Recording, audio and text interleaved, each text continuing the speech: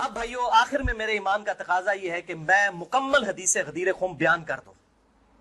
یعنی میں اتنا اس کا ذکر کر رہا ہوں غدیر خم تو اس کے جتنے بھی طریق ہیں میں نے ریسرچ پیپر 5B میں لکھے ہیں, میں اس کو بیان کر دوں. لیکن ڈیٹیل میں جانے سے پہلے ایک دفعہ دروشی پڑھ لیجیے. اللہم صلی علی محمد وعلی آل محمد کما صلیت علی ابراہیم وعلی آل ابراہیم انک حمید مجید. اللہم بارک علی محمد وعلی آل محمد کما بارکت علی ابراہیم وعلی آل ابراہیم انک حمید مجید. عثمان بھائی یہ والا اے سی بھی چلا دیں, کریٹیکل ریکارڈنگ ہو چکی ہے, یہ ریکارڈنگ میں آواز آ جاتی ہے اس بڑے اے سی کی, آپ چلا دیجیے انشاءاللہ. بلکہ سب سے زیادہ پسینہ تو مجھے آ رہا ہوتا ہے نا, کیونکہ میں بول رہا ہوتا ہوں, بولنے والے بندے کو زیادہ آتا ہے. بھائیو صحیح مسلم میں حدیث ہے انٹرنیشنل نمبر کے مطابق 553. آپ صلی اللہ علیہ وآلہ وسلم نے ارشاد فرمایا کہ جو شخص وضو کرنے کے بعد ایک دفعہ پڑھ لے اشہد ان لا الہ الا اللہ وحدہ لا شریک لہ واشہد ان محمدا عبدہ ورسولہ, تو اللہ تعالیٰ جنت کے 8 دروازے اس کے لیے کھول دے گا. الحمدللہ. تو جنت کے 8 دروازوں کی نسبت سے میں نے ریسرچ پیپر نمبر یہ 5B واقعہ کربلا کا حقیقی پس منظر 72 صحیح الاسناد حدیث کی روشنی میں, جس میں 150 طریق میں نے اہل سنت کی کتابوں سے جمع کیے ہیں. اس میں 33 نمبر پہ میں نے حدیث غدیر خم کے سارے طریق جمع کر دیے ہیں جو مین تھے. 8 طریق جمع کی ہیں اور میں 8 کے 8 یہاں پہ بیان کروں گا, ظاہر تھوڑے تھوڑے الفاظ کے فرق کے ساتھ ہیں, اور پھر انشاءاللہ یہ ہماری گفتگو کنکلوڈ ہو جائے گی انشاءاللہ تعالی. 33 نمبر پہ ہے بھائیو غدیر خم کی جو حدیث ہے, اس پہ اہل سنت اور اہل تشیع کا اجماع ہے. یہ حدیث متواتر ہے. چند احادیث ہیں جو متواتر ہیں, ان میں سے ایک وہ حدیث ہے جو صحیح مسلم میں پہلی حدیث ہے, بخاری میں موجود ہے. جس نے میری طرف جھوٹی حدیث منسوب کی وہ اپنا مقام دوزخ میں دیکھ لے. بولے اعوذ باللہ تعالی. حدیث متواتر وہ حدیث ہے کہ جس کو اتنی کثرت سے لوگوں نے روایت کیا ہو کہ اس کا جھوٹ پہ ہونا محال ہو. یہ صحیح حدیث کی اعلیٰ ترین شکل ہے حدیث متواتر. اردو میں ہم متواترہ بول دیتے ہیں, لیکن عربی میں لفظ متواتر ہے. اور دور حاضر میں بہت بڑا کام کیا ہے شیخ ناصر الدین البانی رحمہ اللہ, المتوفى 1999 عیسوی, جو محدث اعظم سعودیہ بھی رہے ہیں. بعد میں سعودیہ والوں نے ان کو خیر نکال دیا, البانیہ کے رہنے والے تھے. انہوں نے سلسلہ احادیث صحیحہ میں السلسلۃ الصحیحہ للبانی میں انٹرنیشنل نمبر کے مطابق 1750 نمبر میں اور 2223 نمبر میں درجنوں طریق اس کے درجنوں طرق نقل کیے. کئی صحابہ تھے, سیدنا علی سے, سیدنا سعد بن ابی وقاص سے, سیدنا ابو ایوب انصاری سے, سیدنا انس بن مالک سے, سیدنا ابو ہریرہ سے, سیدنا ابو سعید خدری سے, سیدنا بریدہ سے, سیدنا ابن عباس سے, سیدنا ابو طفیل عامر بن واصلہ سے, سیدنا برا بن عازب سے رضی اللہ عنہم اجمعین وعلیہم السلام. سب سے یہ حدیث انہوں نے نقل کی سارے طریق. اور شیخ زبیر لزئی رحمہ اللہ نے مشکات المصابیح کی تحکیم کے دوران انٹرنیشنل نمبر کے مطابق 6091 نمبر حدیث کے فٹ نوٹ پہ لکھا کہ یہ حدیث متواتر ہے, غدیر خم کی حدیث. اب میرے بھائیوں دل تھام کے, آج میں نے کئی ایسی باتیں کرنی جو میں نے ابھی تک کبھی بھی نہیں کی, کسی ویڈیو میں بھی نہیں کی, اور ایون اپنی نجی محفلوں میں بھی نہیں. کچھ باتیں ایسی بھی ہیں کیونکہ ظاہر ہے کہ اب محرم کا مہینہ, تو میں اس کو کھول کے پھر ذرا چیزوں کو بیان کر دوں. تو یہ 8 طریق میں 1 بائی 1 ڈسکس کروں گا. پہلے 2-3 ذرا ڈیٹیل سے ہیں, پھر ساتھ انشاءاللہ باقی وہی الفاظ ریپیٹ ہوں گے. غدیر خم کی حدیث کا پہلا طریق صحیح مسلم میں انٹرنیشنل نمبر کے مطابق 4 طرق ہیں اس کے, 6225 سے لے کر 6228 تک سیدنا علی کے فضائل والے چیپٹر میں. اس کا جو پہلا طریق ہے, طرق کہتے ہیں جمع کو, طریق کہتے ہیں ایک, یعنی جو روایت کی سند چل رہی ہوتی ہے اس کو ہم کہتے ہیں اس طریقے سے آئی ہے, اس وے سے آئی ہے, اس چین سے آئی ہے. پہلی چین صحیح مسلم 6225 سیدنا زید ابن ارقم سے, جو سابقون الاولون تھے. انہی کا وہ دار ارقم تھا جس میں نبی صلی اللہ علیہ وسلم دعوت حق بیان کیا کرتے تھے. ظاہر کعبۃ اللہ میں تو وہ لوگ نہیں جانے دیتے تھے, جس طرح ہمیں آج علماء مسجدوں میں نہیں گھسنے دیتے, تو ہم نے بھی یہ دار ارقم سجایا ہوا ایک. تو زید ابن ارقم رضی اللہ تعالی عنہ علیہ السلام روایت کرتے ہیں, ان کے پاس کچھ تابعین آئے, صحیح مسلم 6225. انہوں نے کہا زید آپ کتنے خوش نصیب ہیں, شروع میں آپ نے اسلام قبول کر لیا, نبی صلی اللہ علیہ وسلم کے ساتھ آپ نے نمازیں پڑھی، آپ کے ساتھ جہاد کیا، آپ صلی اللہ علیہ وسلم سے ڈائریکٹ حدیثیں سنی، آپ کی صحبت کی، آپ تو بہت خوش نصیب ہیں. ہم آپ کے پاس صرف اس لیے آئے ہیں کہ آپ ہمیں کوئی ایسی بات سنائیں جو خود آپ صلی اللہ علیہ وسلم سے آپ نے سنی ہو.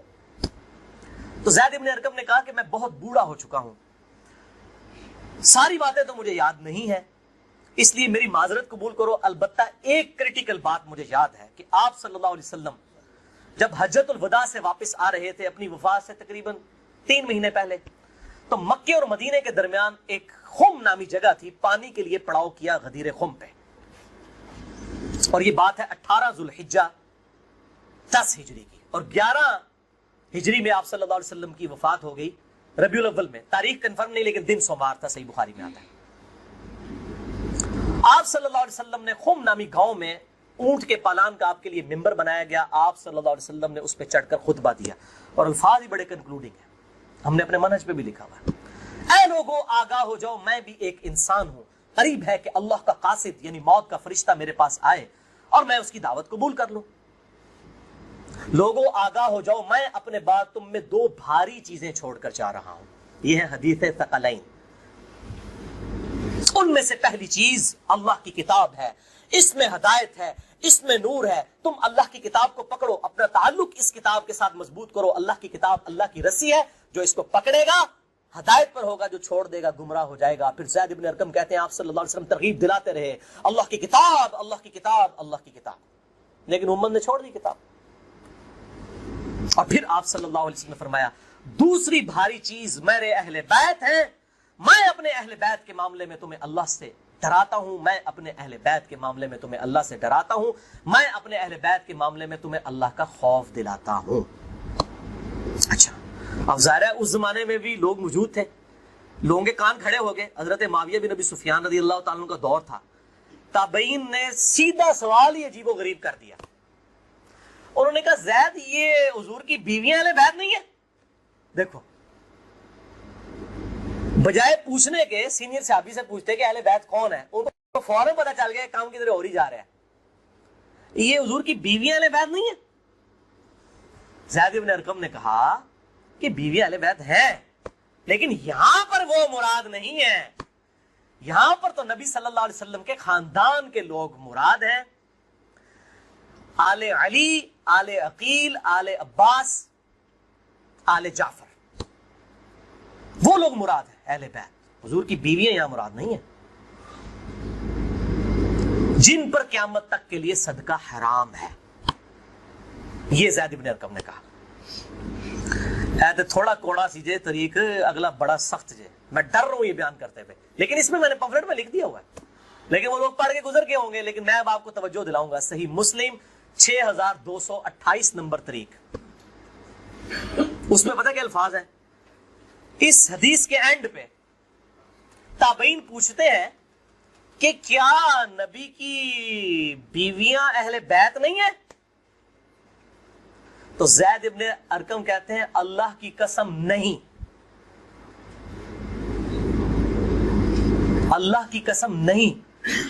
عورت تو کتنا عرصہ کسی مرد کے ساتھ گزارتی ہے، بعد میں اس کا مرد اسے طلاق دے دیتا ہے، وہ اپنے میکے واپس آ جاتی ہے. تو عورت کیسے اہل بیت ہو سکتی ہے؟ ایسے ہی مسلم پڑھ رہے جے بھائی، اے سورہ کافی نہیں پڑھ رہا مولویو. صحیح مسلم 6228. وہ کہتے ہیں بیوی کو طلاق ہوئی، اپنے گھر چلی گئی، وہ کہاں سے اہل بیت ہو گئی؟ یہاں تو نبی صلی اللہ علیہ وسلم کے خاندان والے مراد ہیں، جن پر قیامت تک کے لیے صدقہ حرام ہے.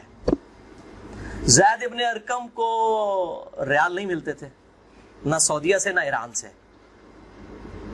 وہ تو صحابی تھے نا رضی اللہ تعالیٰ عنہ، حق بیان کیا انہوں نے.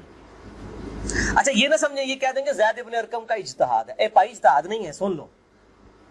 ایک معنوں میں اہل بیت بیویاں ہیں سورۃ الاحزاب آیت نمبر 33 کے تحت، لیکن یہ جس اہل بیت کے بارے میں اللہ سے ڈراتا ہوں ان کے ساتھ اس نے سلوک کرنا، یہ وہی لوگ تو ذبح ہوئے ہیں. آل عقیل ذبح ہوئے، آل جعفر ذبح ہوئے، آل عباس جعفر ہوئے، آل علی ذبح ہوئے. انہیں کی اولادیں ذبح ہوئی ہیں نا. یہ 72 جو ہم شہدائے کربلا کہتے ہیں، انہیں کے بارے میں ڈرایا تھا جن کے بارے میں غیبی خبر دی گئی تھی کہ ان کے ساتھ امت برا سلوک کرے گی.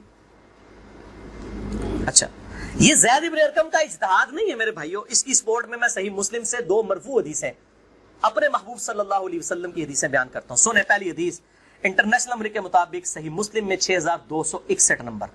اما عائشہ رضی اللہ تعالی عنہا وعلیہ السلام خود روایت کر رہی ہیں کہ ایک دن نبی صلی اللہ علیہ وسلم اس حال میں برآمد ہوئے کہ آپ صلی اللہ علیہ وسلم نے ایک کالے رنگ کی چادر اوڑھی ہوئی تھی جس پہ نقش و نگار بنے ہوئے تھے جیسا کہ اونٹ کے کجاووں کے ہوتے ہیں. کالے رنگ کی منقش چادر اوڑھی ہوئی تھی. اتنے میں سیدنا حسن آئے, آپ صلی اللہ علیہ وسلم نے ان کو اپنی چادر کے نیچے لے لیا. پھر سیدنا حسین آئے, ان کو اپنی چادر کے نیچے لے لیا. پھر سیدہ فاطمہ آئی, ان کو اپنی چادر کے نیچے لے لیا. پھر سیدنا علی آئے, ان کو بھی اپنی چادر کے نیچے, ان چاروں کو لیا. اور 5ویں خود, جس سے 5 تن پاک کا ہم کنسیپٹ لیتے ہیں, 5 اس چادر کے نیچے لیا. سیدہ عائشہ کو نہیں لیا. پوائنٹ ٹو بی نوٹڈ, وہ راوی ہیں, وہ دیکھ نہیں ہے منظر. اور اما عائشہ دیکھ لیں کتنی منصف مزاج تھی, انہوں نے یہ روایت بیان کر دی.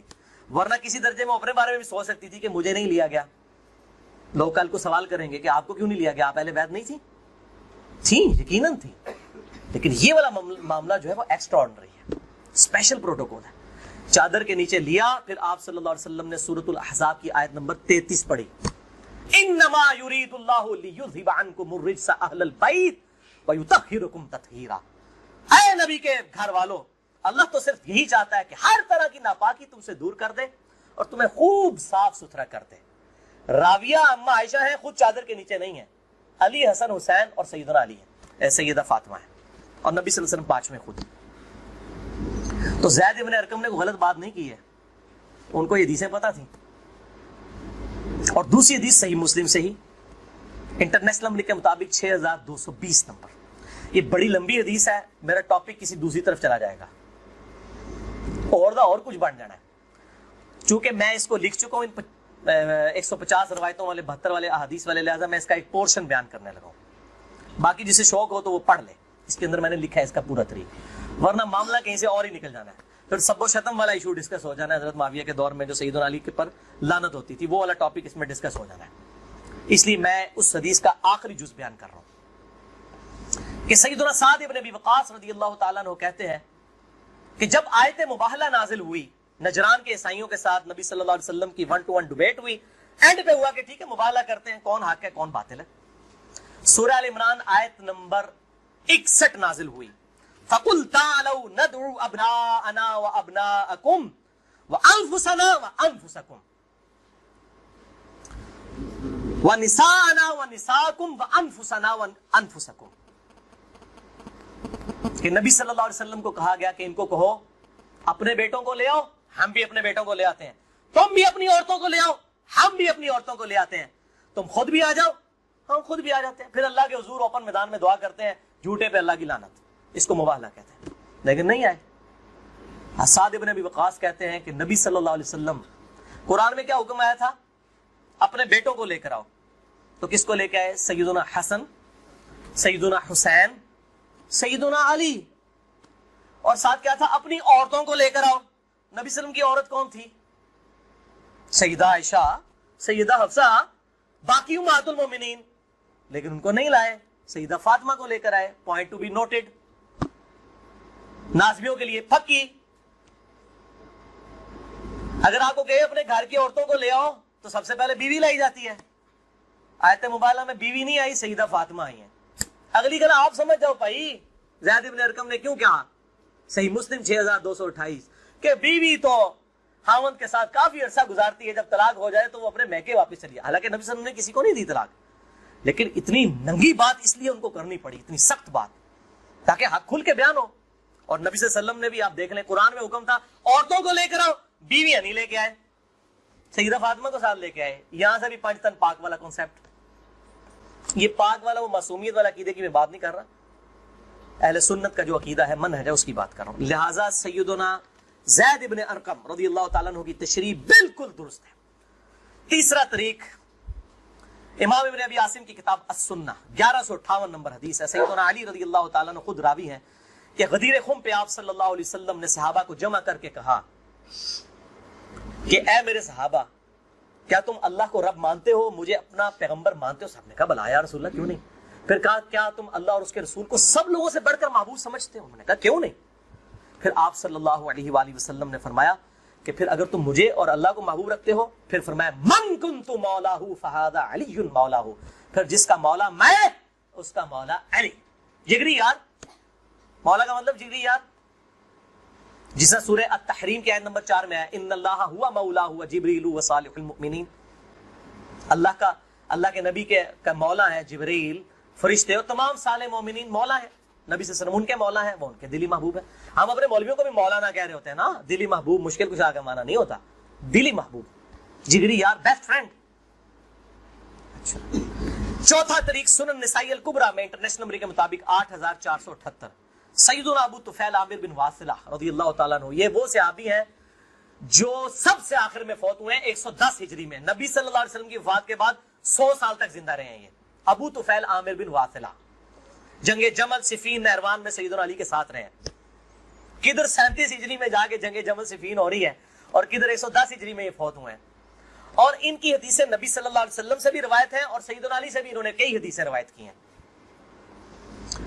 وہ کہتے ہیں کہ کھلے میدان میں سیدنا علی رضی اللہ تعالیٰ عنہ نے، یہ صفین کا ہی موقع تھا، پبلک کو جمع کیا، اپنے ماننے والوں کو جو ساتھ تھے، شیعان علی، شیعہ کا مطلب ہے گروہ کے بندے.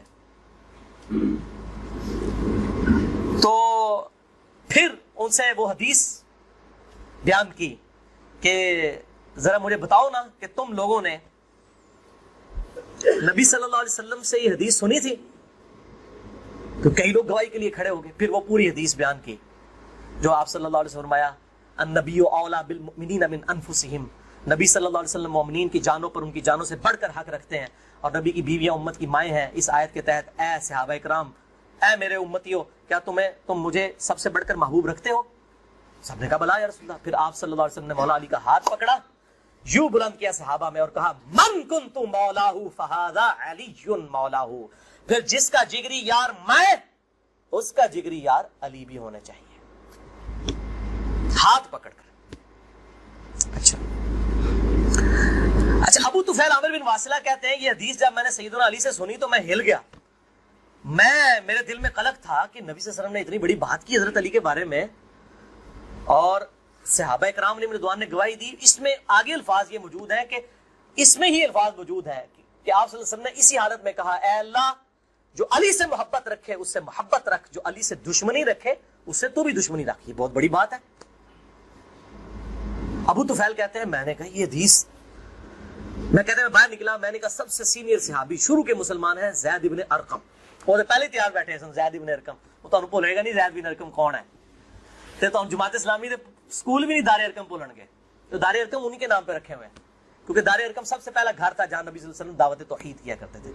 زید ابن ارقم کے پاس گئے، ان کا زید آپ تو سابقون الاولون میں سے ہیں، مجھے بتائیں حضرت علی نے یہ حدیث بیان کی ہے اور اتنے لوگوں نے گواہی دی ہے، انہوں نے کہا تو کیا بات کرتا ہے، میں نے تو خود نبی صلی اللہ علیہ وسلم سے یہ حدیث سنی ہوئی ہے من کنت مولاہ فہذا علی مولاہ، اور اے اللہ اس سے محبت رکھ جو علی سے محبت رکھے، اس سے دشمنی رکھ جو علی سے دشمنی رکھے. یہ وہ حصہ ہے جس کا ابن تیمیہ نے انکار کیا منہاج السنہ میں. پھر شیخ البانی نے پھر صفوں کے صفحے کالے کیے ہیں کہ ابن تیمیہ میں جلد بازی کی عادت تھی اور مبالغہ آرائی تھی.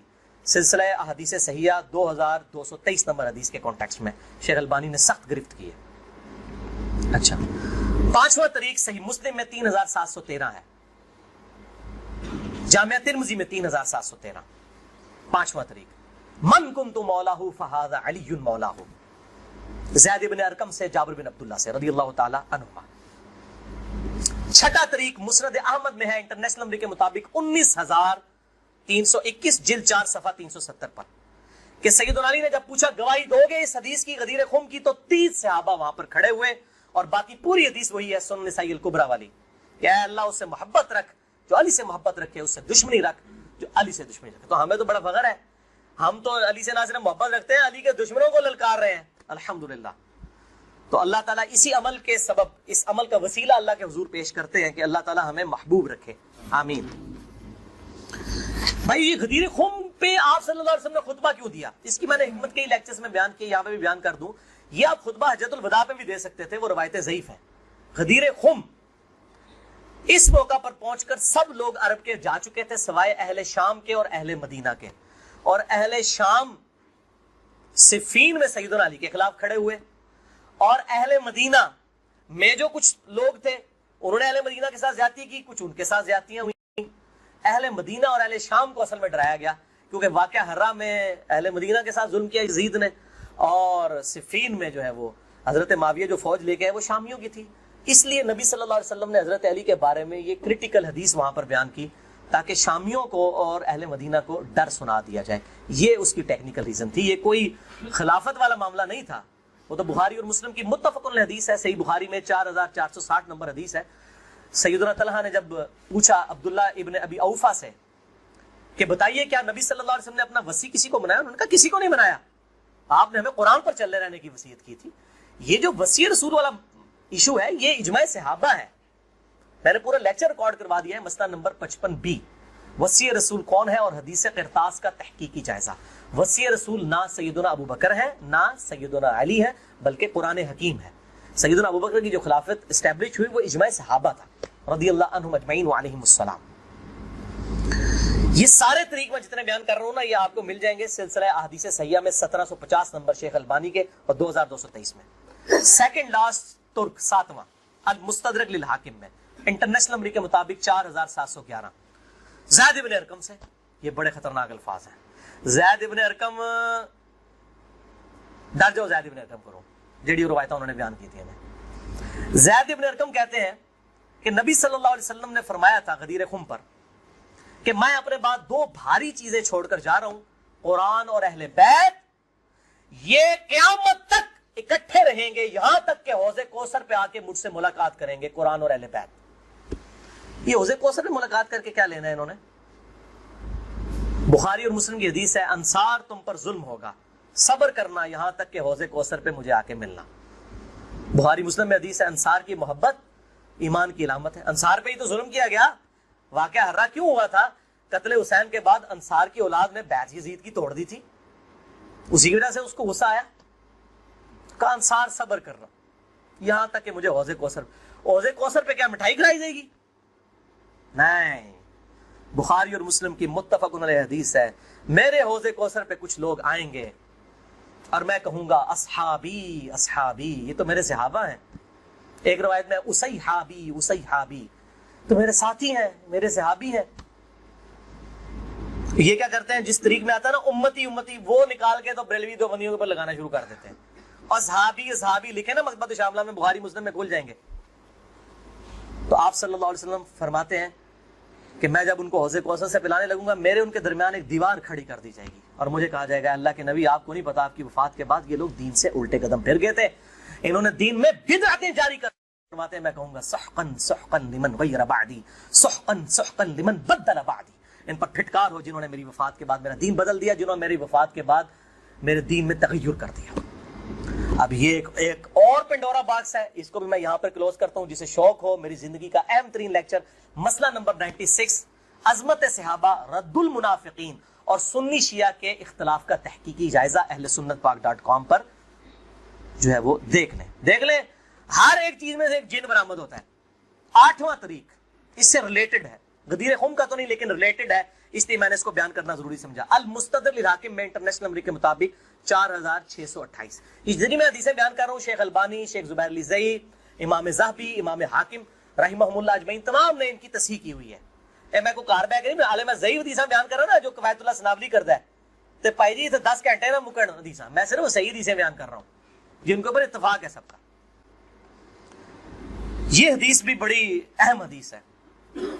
ابو ذر غفاری کا غلام تھا ایک ابو ثابت, وہ کہتے ہیں میں جنگ جمل کے بعد حضرت ام سلمہ ہماری جو ماں ہے جو آخر میں فوت ہوئی واقعہ کربلا کے بعد بھی, ام سلمہ ام المؤمنین رضی اللہ تعالی عنہا و علیہ السلام, کہتے ہیں میں ان کو ملنے گیا. اماں نے پوچھا, اماں ام سلمہ ہوتے اگر میں لیکچر دیا نا بنو امیہ کے خلاف جتنی حدیثیں ہیں نا, جتنی حدیثیں ممبروں پہ لعنت کرنے والے کے خلاف, سیدنا علی کو گالیاں دینے والوں کے پر عتاب, سب کی سب ام سلمہ سے ہیں. ام سلمہ پہ اگر ایک میں پورا لیکچر دے سکتا ہوں کہ انہوں نے جو بنو امیہ کے خلاف حدیثیں روایت کی ہیں ام سلمہ نے, نبی صلی اللہ علیہ وسلم کی بیوی. یہ کوئی بریلوی دیوبندی اہل حدیث شیعہ نہیں تھی بھائی, نبی صلی اللہ علیہ وسلم کی بیوی تھی. یہاں پر بھی ام سلمہ کو وہ تابعی کہتا ہے میں تو جمل سے آیا ہوں. تو انہوں نے پوچھا کہ بتائیے جنگ جمل میں کیا حال ہوا؟ ان کا اماں میں جنگ جمل میں جو ہے وہ سیدنا علی کا ساتھی تھا. اچھا کہتے ہیں لیکن صبح کے وقت جب میں نے اپنے مخالف لشکر میں سیدہ عائشہ کو دیکھا تو میرا دل ڈولنے لگ پڑا کہ یہ ٹھیک ہے یا وہ. حالانکہ وہ تو کتنی حدیثیں ہیں کہ میری ایک بیوی پہ خوف کے کتے بھونکیں گے. حدیث خوف پہ پورا باب شیخ البانی نے باندھ دیا. میں نے 72 حدیثوں میں نقل کیا سیدہ عائشہ پہ کتے بھونکے. اس کے بعد پوری زندگی روتی تھی. وہ تو ابن زبیر ان کو آگے لے گئے. اس کے بعد سیدنا علی نے ان کو معاف بھی کیا. اور ایک الگ سے ایک ٹاپک ہے, مسئلہ 101 میرا دیکھ لیں. بہرحال سیدہ عائشہ رضی اللہ تعالیٰ عنہ کو دیکھا, دل ڈگمگا گیا. کہتے ہیں پھر میں نے جب ظہر کی نماز پڑھی تو اللہ نے میرے دل کو مضبوط کر دیا کہ نہیں علی حق پر ہے. تو ہم نے جنگ کی اور ظاہر ہے وہ تو کلین سویپ ہوا, سیدنا علی جنگ جیت گئے. تو ام سلمہ نے پتا کیا کہا, انہوں نے یہ نہیں کہا کہ یہ مشاجرات صحابہ مجھ سے کیوں ڈسکس کر رہے ہو, دو ہی ٹھیک نے. انہوں نے کہا ابو ثابت تو نے بڑا ہی اچھا کام کیا, میں حضور کی بیوی ہوں, میں نے خود نبی صلی اللہ علیہ وسلم سے یہ بات سنی تھی کہ قرآن اور علی یہ قیامت تک ساتھ رہیں گے یہاں تک کہ یہ مجھے حوض کوثر پہ آ کر ملے. اس سے مراد نہیں کہ حضرت علی زندہ رہیں گے, مراد یہ ہے کہ علی کا جو سٹانس ہے اور قرآن یہ ساتھ ہے, دونوں علی اور قرآن ساتھ رہیں گے یہاں تک کہ حوض کوثر پہ آ کے مجھے ملے. اوتھے نازمیاں دی لگے گی پھینٹی, حوض کوثر سے تب ملن گے تو پھر یہی کچھ ہوئے گا نا. سحقن سحقن لبن غیر بعدی, وہاں پہ یہ ہوگا. اچھا تو یہ الحمدللہ سارے طریق مکمل ہوئے. آخر میں 3 حدیثیں بیان کر کے اس کو کنکلوڈ کرتا ہوں. المستدرک الحاکم میں صحیح سند کے ساتھ 4717 نمبر حدیث ہے ایک طریق. شیخ البانی شیخ زبیر لزئی دونوں نے صحیح کہا, امام حاکم امام ذابی نے موافقت کی کہ آپ صلی اللہ علیہ وسلم نے فرمایا اللہ کی قسم ہم اہل بیت کے ساتھ جو بغض رکھے گا اللہ تعالیٰ اسے ضرور دوزخ میں داخل کرے گا. کہتے ہیں یزید کا معاملہ اللہ پہ چھوڑیں, امام ذہبی نے لکھا ہے کہ سب سے بڑا ناسبی یزید تھا, اللہ پہ چھوڑیں. بغض نہیں تھا, جو ممبروں پر لعنت کرواتے تھے بغض نہیں تھا. یہ پتہ نہیں کیڑی ایکویشن ہے, تو جھوٹا دفاع کرتے ہیں بنو امیہ کا. اور اسی کا طریق ہے 4712 نمبر اور سلسلہ حدیث صحیحہ میں 2488 شیخ البانی لے کر آئے ہیں. یہ بہت خطرناک ہے. آپ صلی اللہ علیہ وسلم فرمایا اگر کوئی شخص پوری زندگی حجر اسود اور مقام ابراہیم کے درمیان نمازیں پڑھتا رہے اور روزانہ روزہ رکھے اور اس حال میں مرے کہ اس کے دل میں بغض اہل بیت ہے, اللہ کی قسم ضرور دوزخ میں ڈال دیا جائے گا. وہ تو اڈیاں روائی جانا کس کام دیا نے بھائی, تو اڈیاں پکڑیاں کس کام دیا نے. اگر بغض اہل بیت ہے, باڑ میں گیا سعودیہ کا پیسہ, باڑ میں گیا ایران کا پیسہ, اپنی آخرت کی فکر کرو کہ نا خوش کر دے گو تسی اللہ دے بندے ہو, ایا کرو. دوسری حدیث امیر المؤمنین سیدنا ابو بکر الصدیق رضی اللہ تعالیٰ عنہ علیہ السلام کا قول صحیح بخاری میں حضرت حسین والے چیپٹر میں ہے, نبی صلی اللہ علیہ وسلم کی بیویوں والے چیپٹر میں نہیں ہے. امام بخاری نو پتا سی کہ اہل بیت کون ہے, اسپیشل اہل بیت کون ہے اور یوزول اہل بیت کون ہے. امام بخاری حضرت حسین والے چیپٹر میں اس کو لے گئے ہیں. 3751 سیدنا ابو بکر صدیق رضی اللہ تعالیٰ عنہ علیہ السلام کہتے ہیں کہ محمد صلی اللہ علیہ وسلم کی محبت کو اہل بیت کی محبت میں تلاش کرو. یہ ابو بکر صدیق کا فتویٰ ہے, رفع دین میں تلاش نہ کرو. محمد صلی اللہ علیہ وسلم کی محبت کو اہل بیت کی محبت میں تلاش کرو. اور اہل بیت کو حضرت حسین والے چیپٹر میں لے کے آئے 3751. اور آخری حدیث صحیح مسلم میں, وہ ریپیٹ کر لیں, 240 نمبر کتاب الایمان میں سیدنا علی کہتے ہیں اس اللہ کی قسم کہ جس نے دانے کو پھاڑ کر اس میں سے اناج اگایا اور ہر مخلوق کو پیدا کیا, نبی امی نے مجھ سے عہد لیا تھا کہ اے علی تجھ سے صرف مومن ہی محبت کرے گا اور تجھ سے بغض صرف منافق ہی رکھے گا. اب محبت علی کا یہ مطلب نہیں ہے کہ غلوف کرے یا مشکل کشا ماننا شروع کر دے. مراد یہ کہ جو ان کے صحیح جتنے بھی فضائل آئے ہیں ان کو مانا جائے الحمدللہ, اور ان کے دشمنوں سے دشمنی رکھی جائے. یہ بھائیو اب آج کی گفتگو کنکلوڈ ہوئی. میں آخر میں پھر وہی کہوں گا کہ یہ میرا جو ریسرچ پیپر ہے 5B واقعہ کربلا کا حقیقی پس منظر 72 صحیح الاسناد حدیث کی روشنی میں, اسے ضرور پڑھیں. اہل سنت پاک .com سے research paper number 5B download کریں. میں اپنی گفتگو کا اختتام کروں گا امام محمد بن ادریس الشافعی المتوفى 204 ہجری کے اس مشہور شہر پر جو ان کے دیوان الشافعی میں چھپا ہوا ہے، کسی مولوی کی سند کی ضرورت نہیں، ان کی اپنی کتاب ہے دیوان الشافعی. اور تمام محدثین چاہے ابن تیمیہ ہوں، امام ذہبی ہوں، ابن کثیر ہوں، سب نے اپنی کتابوں میں اس شعر کو نقل کیا ہے. چونکہ میرے پہ بھی فتویٰ لگنا ہے تو میں بتاؤں کہ میں کوئی اکیلا نہیں ہوں، ہمارے بزرگوں پہ ان کے بزرگوں نے فتوے لگائے ہیں. امام شافعی سے بڑا کوئی اہل سنت کا امام نہیں ہے.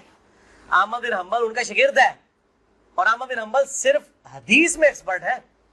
امام شافعی وہ ہیں جو حدیث میں ایکسپرٹ، فقہ میں ایکسپرٹ، منطق میں ایکسپرٹ. ان سے بڑا کوئی امام نہیں اہل سنت کا. اور امام بخاری ان کے پوتا شاگرد، امام ترمذی ان کے پڑپوتا شاگرد، اور خود امام مالک رحمہ اللہ علیہ السلام کے شاگرد ہیں. دیوان الشافعی میں ان کا شعر ہے، ان کان رفضا حب آل محمد صلی اللہ علیہ وآلہ وسلم. اگر آل محمد کی محبت کا نام تم کہتے ہو رافضی ہونا ہے، شیعہ بھی نہیں، رافضی. فَلْيَشْهَدِ الثَّقَلَانِ انی رافضی. تو جنوں انس گواہ ہو جاؤ، اے بریلویو، دیوبندیو، اہل حدیث، شیعہ، سب کے سب، چاہے جنوں میں ہو چاہے انسانوں میں ہو، من الجنۃ والناس، وہ والا بھی من الجنۃ والناس، گواہ ہو جاؤ. فَلْيَشْهَدِ الثَّقَلَانِ انی رافضی. ہاں میں پھر رافضی ہوں، میرے رافضی ہونے پر گواہ ہو جاؤ. یہ امام شافعی کا جو ہے شعر ہے. اس پہ میں نے گفتگو کنکلوڈ کی. باقی آپ اس میں دیکھیں، اللہ تعالیٰ سے دعا ہے جو حق بات میں نے کہی اللہ تعالیٰ ہمارے دلوں میں راسخ فرمائے. اگر جس بات میں میرے منہ سے کوئی بات نکل گئی تو اللہ تعالیٰ ہمارے دلوں سے محو کر دے. اللہ تعالیٰ ہمیں کتاب و سنت کی تعلیمات پر عمل کر کے دوسرے بھائیوں تک پہنچانے کی توفیق عطا فرمائے. سبحانک اللہم و بحمدک، اشہد ان لا الہ الا انت، استغفرک و اتوب الیک، وما علینا الا البلاغ المبین. درود شریف ایک دفعہ ضرور پڑھیں. اللہم صلی علی محمد وعلی آل محمد کما صلیت علی ابراہیم وعلی آل ابراہیم انک حمید مجید. اللہم بارک علی محمد وعلی آل محمد کما بارکت علی ابراہیم وعلی آل ابراہیم فی العالمین انک حمید مجید.